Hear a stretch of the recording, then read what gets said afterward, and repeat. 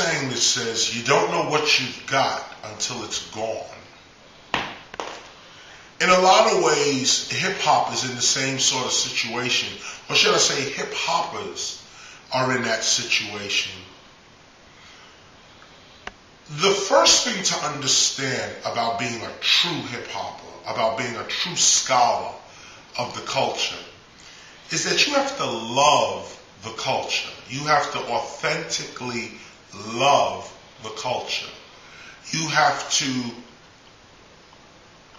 lend your spirit, lend your being to the culture. This is difficult for many people because many people don't have something they're interested in that deeply. Most people live their lives very surfacely. And the reason people live their lives on the surface is because they're desperate. They don't have time to get deep with anything, so they don't really get deep with anything. So they don't really get anything. You just tap the top of everything, and that's how you move through your life. But if you ever stop for a minute and picked one thing in your life to master, you would notice that it would lead you toward everything else in life. Imagine if you just master one thing, that one mastery of that one thing would lead you to have knowledge of all other things. It's not about getting a whole bunch of knowledge, reading a whole lot of books. What it's really about is the mastery of one thing. Hip-hop is the one thing that we are urging the mastery of here. I am urging you to love the culture that you study. Be subjective with it, not just objective. Be also subjective. I'm reading now from the Gospel of Hip Hop. I'm reading here from, it's called the New Covenant. It's called A New Covenant. It's the first chapter in the book itself. I'm starting at paragraph 22 in the first chapter, the introduction. Paragraph 22, it says, love alone takes credit for the creation and further development of hip-hop. Because before we even knew we were hip-hop, God, the love that saved us from corruption, had already ordained us as such and set us free in the world with power. Imagine that. Before we even knew we were hip-hop, we were loved. And we know this because we was hip-hop first as an activity. Then we realized we was hip, like we did break and we did MC and we did graffiti, we did DJ, we did all of this before we actually called ourselves hip-hop. So God's with us at the beginning of the culture, but we don't know God is with us at the beginning of the culture. We're just doing what we think we're doing on our own. Now keep this in your mind. Imagine this. Because in your life right now, you think you're doing something. You think that you're controlling your own movements. And in many ways you are. You're a co-creator with the universe, no doubt. But take a look at the first lesson that hip-hop gives us. God is with us even when we don't know it. So here we are, hip-hop, haphazardly growing up, doing things spontaneously, so we think. And all along, we are actually following divine orders. It is so important that you be yourself. Because to try to be someone else or look across the street and see the grass is greener over there, you're missing out on what God has for you. So the gospel reads, and I'm coming off of 22, I'm coming back to 23 now. Paragraph 23. What a great gift. What a great love. What a great God. But how soon did we forget after we had eaten and were satisfied how hungry we were just a moment ago? How quick did we forget our own strategies to our own success? We ate the fruit, but never replanted the seed.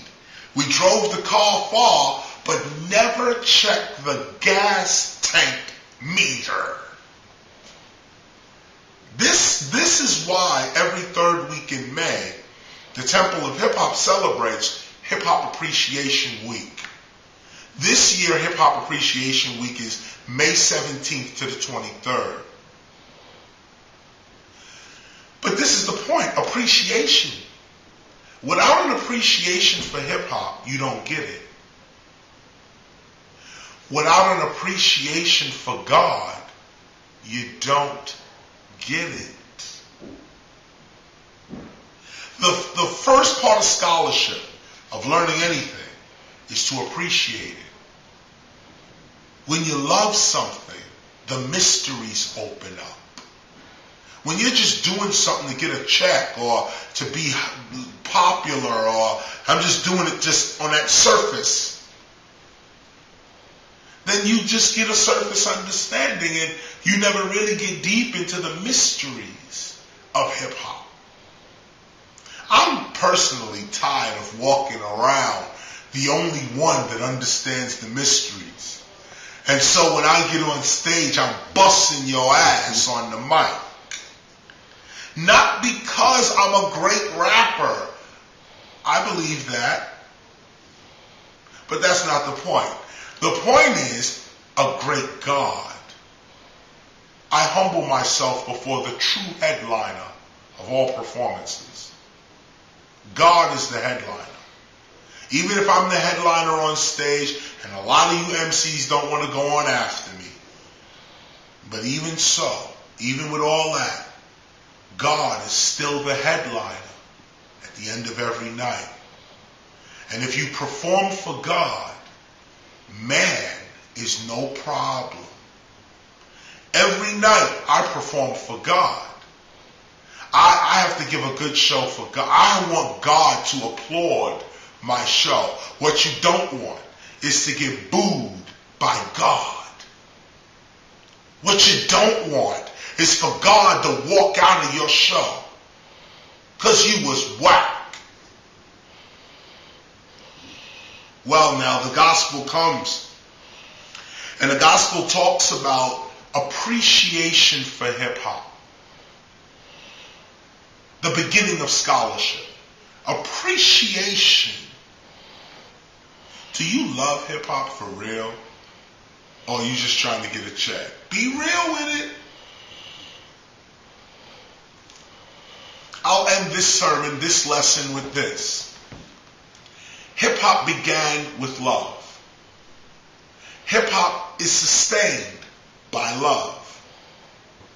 Ain't nobody selling no records or CDs. You know the whole music industry is collapsed already, so why are we fronting? There's no more money to make, millions of dollars to make on a CD. You now have to do it for the love. And that's why hip-hop is sounding better now than it has ever sounded before in its whole 36-year history. Hip-hop sounds better today. And why does it sound better today? Because you young people are keeping it alive. I'm not one of these old folk that talk about, oh, they're messing up hip-hop, they're destroying hip-hop. Some of those arguments are true. Y'all know what it is. But I am the elder. And you, youngin', can't be any better than I am. If you're whack, it's because I was whack. So we all whack together. How you like them apples? But if you fresh, if you dope, if you the man, if you that chick on the block, that means I'm all that too. So I don't look down on the younger generation. Not at all. I try to lift you guys up. And that's why we wrote the gospel of hip-hop. So you don't have to go through the nonsense that we went through trying to establish hip-hop in the world. Hip-hop is established in the world now. We conquered. We did our thing. When for 36 years, you saw what hip-hop was. You saw how we did our thing. You saw Public Enemy. You saw NWA. You saw all of it. Now it's your turn to govern the culture. How you gonna come? Bitches, hoes, and niggas? Is that what it is? Is that how you treat your sister? All you good for is to slide up and down a pole. And sister, that's all you think you good for? Sliding up and down a pole, shaking your ass? That's what you think you are? Well, that's why the gospel is written. Someone has to say explicitly, you are God on earth, not a child of God. You are what God is doing right now.